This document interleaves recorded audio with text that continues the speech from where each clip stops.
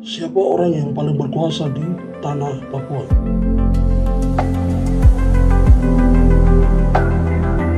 Video ini membahas secara mendalam struktur kekuasaan politik di tanah Papua, meliputi peran pemerintah pusat, pemerintah daerah, partai politik, oposisi, masyarakat adat, serta aparat keamanan. Selamat datang di channel ini. Pada kesempatan kali ini kita akan membahas tentang struktur dan dinamika kekuasaan politik yang ada di tanah Papua. Dan mari kita telusuri bersama bagaimana berbagai elemen kekuasaan yang berperan aktif dan berinteraksi di wilayah yang kaya akan budaya dan sumber daya ini, yaitu tanah Papua. Pemerintah pusat memiliki peran signifikan dalam menentukan arah kebijakan di tanah Papua melalui berbagai kementerian seperti Kementerian Dalam Negeri dan Kementerian Keuangan. Pemerintah pusat mengawasi distribusi dana otonom khusus yang bertujuan untuk percepatan pembangunan di Papua. Di sisi lain, pemerintah daerah yang terdiri dari gubernur, bupati, dan wali kota memiliki otonomi dalam mengelola wilayahnya sesuai dengan Undang-Undang Otsus.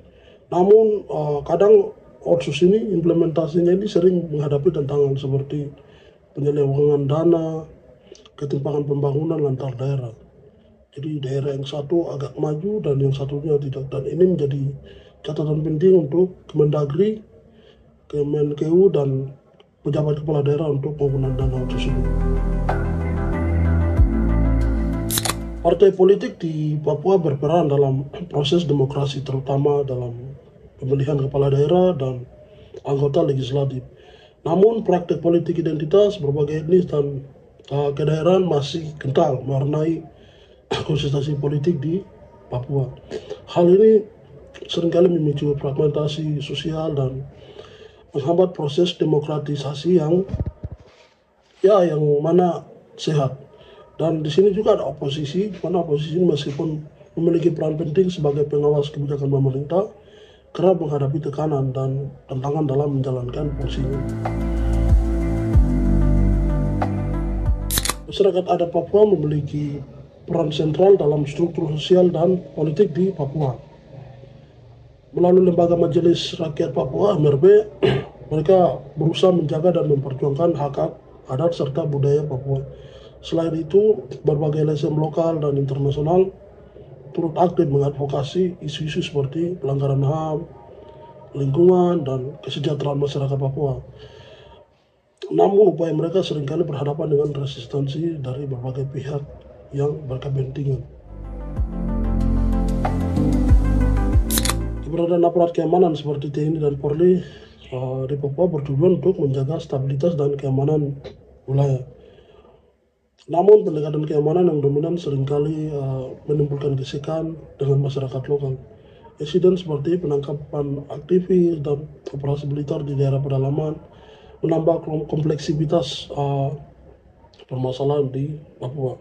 Oleh karena itu diperlukan pendekatan yang lebih manis dan dialogis dalam menangani isu keamanan di Papua, dan masyarakat adat di seluruh tanah Papua sangat trauma dengan keberadaan aparat yang berada di tanah Papua. Mungkin bisa diubah strategi bagaimana agar bisa diterima aparat keamanan, namun saya rasa agak susah untuk melakukan hal itu dan itu sudah terlambat.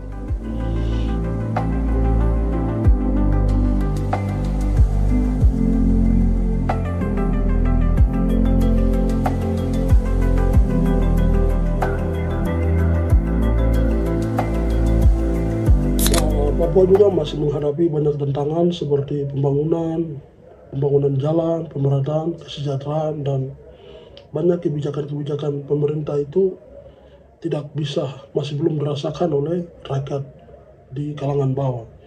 Dan ya, semoga melalui pemerintah yang baru dilantik serta kebijakan-kebijakan negara, semoga kebijakan itu bisa dirasakan oleh setiap elemen masyarakat yang ada di tanah Papua.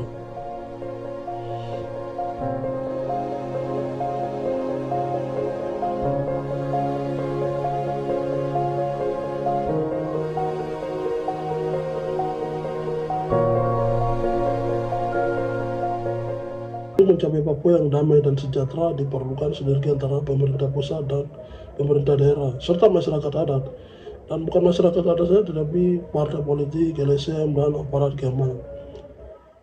Perlu ada pendekatan yang humanis, dialogis, dan menghormati hak dasar manusia menjadi kunci dalam menyelesaikan permasalahan di Papua.